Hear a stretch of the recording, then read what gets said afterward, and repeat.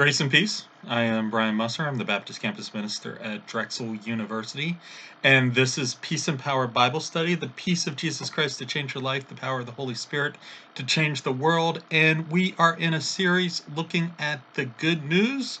The gospel is good news for every person and every part of life. We have been working through this idea of the gospel relates to 5 specific question areas: relationships, lifestyle, purpose, belonging, and beliefs.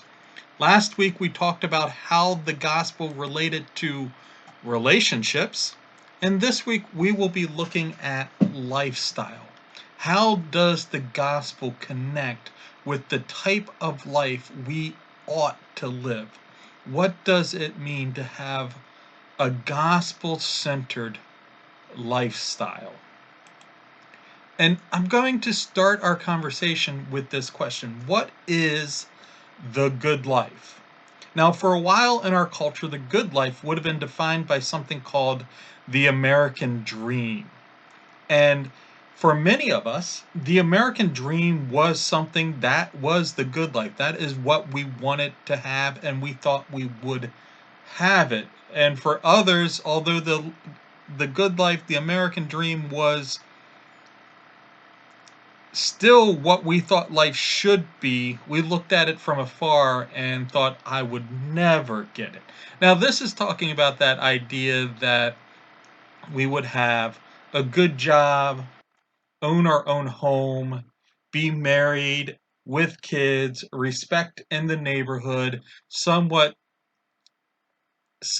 individualized, be able to control our own destiny, so to speak. That seemed to be the American dream. Retire at a certain age and be able to live our lives in some sort of relaxation after having put in many years of hard and noble work. One, that's no longer attainable for many of us. Two, there's many folks who that was never attainable. And three, a lot of people don't have that as their goal anymore. So what is the good life? What is the life we ought to be living? Competing views of the good life are a life of leisure. We work only enough to be able to play. Or some people's definition of a good life is wrapped up in family, completely in family. Others, it is work. For them, the good life is the achievement of work. Some people, the good life is defined by financial stability. What is the good life? What life should we be trying to achieve? And with that, I want to get at this idea of good life using 3 different ideas about peace. And these will be explained in much greater detail as we move forward. But it's the Roman idea of peace, which is summed up in the word pax. And you may have heard it, pax romana or pax americana. This idea of peace by force.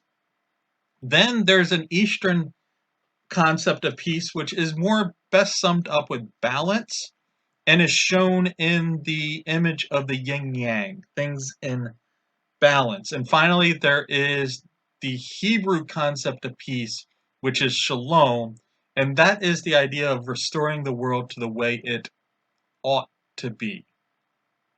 So let's look at each one of these differently, and I suggest that your different definition of peace kind of determines what kind of life you will lead. So the Latin version of peace, best exemplified by Pax Romana, and in their worldview, the world was created by forcing order unto chaos. Some major god defeated some major evil god, and out of that defeat, that good God was able to create the world we see around us. And order was maintained and created by force. Peace comes after conflict. Rome was able to maintain a peace by having an empire that was won through conflict. Peace in this mindset is measured by degrees. There is more or less peace. You're never totally at peace. You can always have more peace by pushing conflict and by forcing more order onto places where chaos still exists. Your peace might be in competition with others' peace. You may be able to maintain peace for yourself by setting others in conflict. And ultimately, the world is an unsafe place. You find your peace by bending the world with your will. You have to carve your peace out of a world that is in competition or conflict with that peace. Today, we can see this in lifestyles by those people who are always striving to get more secure, create a safer place for them to live. It might be through building a bigger bank account or climbing a corporate ladder. They are always striving to figure out a way that their place in this world is more secure, because ultimately they look at the world and see it as an unsafe place. They have to keep striving for that, and they will never be completely secure. And that idea of peace, that feeling of their peace, could always slip away at a moment's notice. And they will compete with others to secure their own peace. And sometimes their peace comes at competition for others. This is how many of us live our lives, in competition to carve out our own peace in a very unsafe world. Now, that is in direct contrast to the Eastern concept of peace, which is best summarized in the idea of balance and best exemplified by the Yin Yang. Order and chaos are both natural and eternal parts of the world. This world was not created in conflict. It actually always existed, and order and chaos always existed together. Order and chaos are best when balanced. Peace comes when we personally accept the balance. Um, Peace is measured by your attitude toward the world. Ultimately, the world is both safe and unsafe. Chaos will never be ultimately defeated, and order will never ultimately win. You find your peace by bending yourself to accept the world. So the first one was you bent the world to secure your peace. The second one, this idea of yin yang, you bend yourself to accept the world, and then you get peace. This leads to a lifestyle of acceptance. We have a world, and the world is the way it is, and we don't force our will upon the world. We adjust our will to accept the world. We see this sometimes as people just saying, you know, we we have to learn to tolerate the world as it is. Death is just a natural part of life. Things are best in balance. Evil and good will always exist. I need to find peace for myself, maybe not for the rest of the world.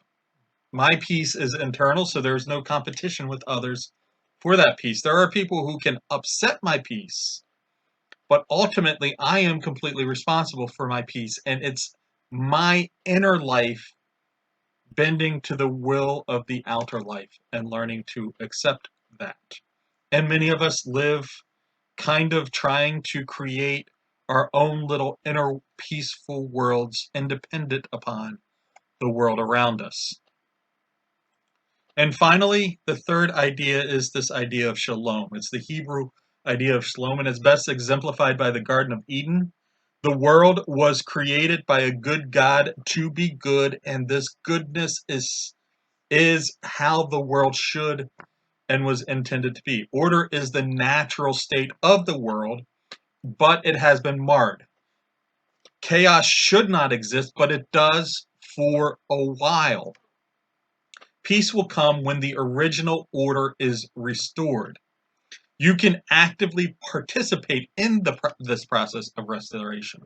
Ultimately, the world should be a safe place, and your peace is already here but not yet complete. We can create, as we work to restore the world to the way it should be, we create these moments and places and spheres of peace, knowing that ultimately peace will completely come. But for the moment, we may only be able to restore that peace in certain areas. Peace, in this concept, peace is the way the world should be, and chaos should not be there. And we can work toward that goal of creating spheres of more and more peaceful areas of the way the world should be.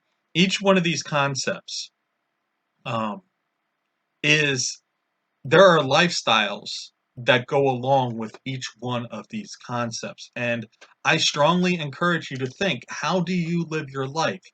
Are you trying to bend the world to your will to create peace out of chaos?